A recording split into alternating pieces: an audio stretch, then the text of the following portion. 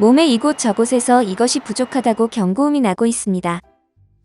여기도 부족하다, 저기도 부족하다고 난리입니다. 시청자 여러분은 비타민 D라고 하면 무엇이 떠오르시나요? 학창시절에 외웠던 비타민 D가 결핍되면 구루병에 걸린다 정도라면 여러분은 비타민 D 정체의 반의 반도 채 알지 못하고 계신 것입니다. 비타민 D는 우리 몸 구석구석에 안 쓰이는 곳이 없다고 합니다.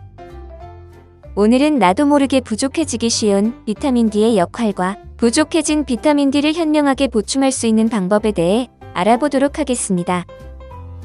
안녕하세요. 건강다이제스트의 건강TV에 잘 오셨습니다. 구독과 좋아요로 건강TV를 응원해주세요. 비타민이 몸에 좋다는 것은 잘 알고 계실 겁니다.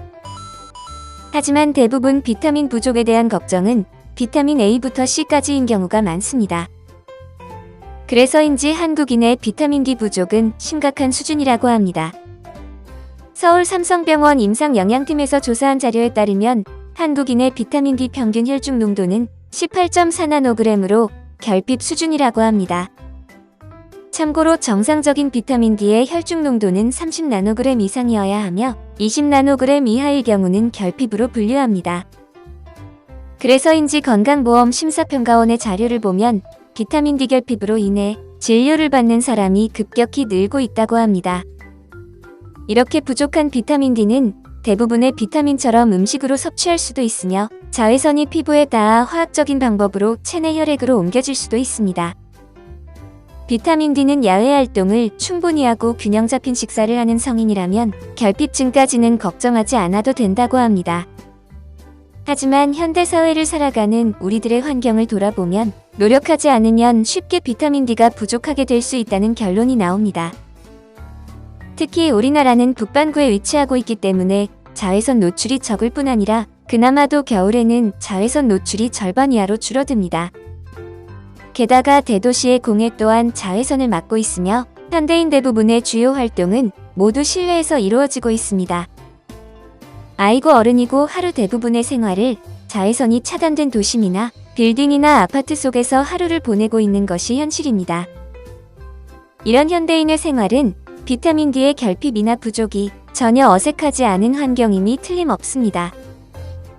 비타민 D는 우리 몸의 여러 곳에서 열심히 일하고 매우 중요한 비타민 중 한 가지입니다. 이러한 비타민 D는 여러분이 잘 알고 계시는 구루병과 같은 뼈 건강과 관련이 깊습니다.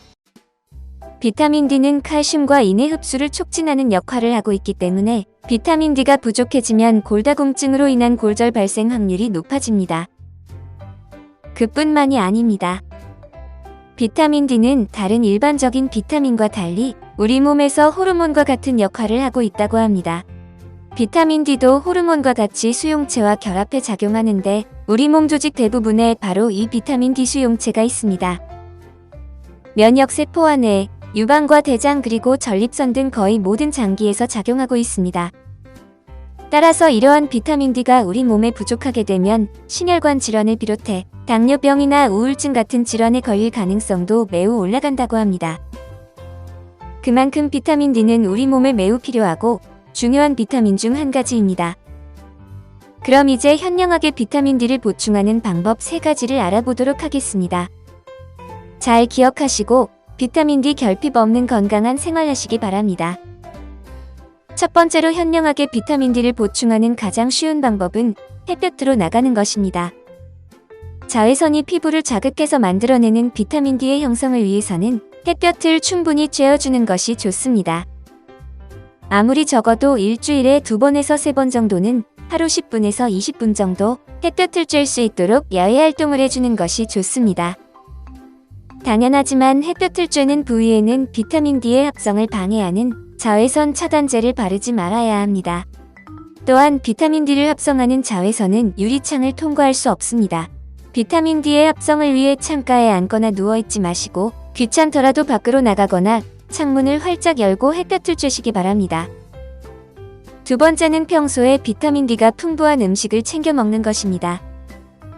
비타민 D는 고등어나 연어, 꽁치와 가치 등 푸른 생선이나 버섯류에 많이 들어있습니다.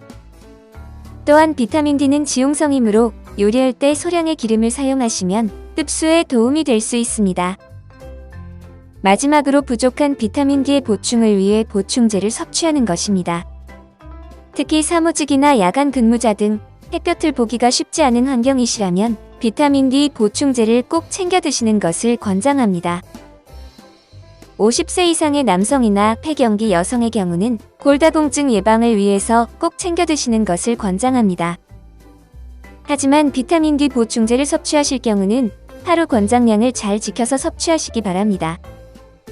대한골대사학회 권고안에 따르면 하루 비타민 D 권장량은 800IU입니다. 보통 비타민 D가 풍부한 음식을 골고루 드시고 계시다고 생각할 경우 하루 권장량의 절반 정도를 보충제로 채워주시면 충분하다고 합니다. 비타민 D 보충제를 섭취하실 경우에는 공복에서는 흡수율이 낮으므로 식후나 식사량이 많은 시간에 복용하는 것이 효과적입니다. 하지만 비타민 D를 과다하게 섭취하지 않도록 주의해야 합니다. 비타민 D를 과다하게 섭취할 경우 오심이나 고칼슘혈증을 유발할 수도 있으며 장기간 과다 섭취할 경우는 신장결석이나 신석회화증으로 발전할 수도 있으므로 주의해서 섭취하는 것이 필요합니다. 우리 몸에 꼭 필요하고 중요한 비타민 D지만 보충제로 섭취하실 경우는 과다하게 섭취하지 않도록 주의하시기 바랍니다. 보충제도 좋지만 화창한 날은 잠시 시간을 내어 햇볕을 보는 습관을 만드는 건 어떠신가요? 좋은 습관은 항상 건강에 많은 도움이 됩니다. 그럼 건강TV는 더욱 알찬 내용으로 다시 찾아뵙겠습니다. 지금까지 건강 다이제스트의 건강TV를 시청해주셔서 감사합니다.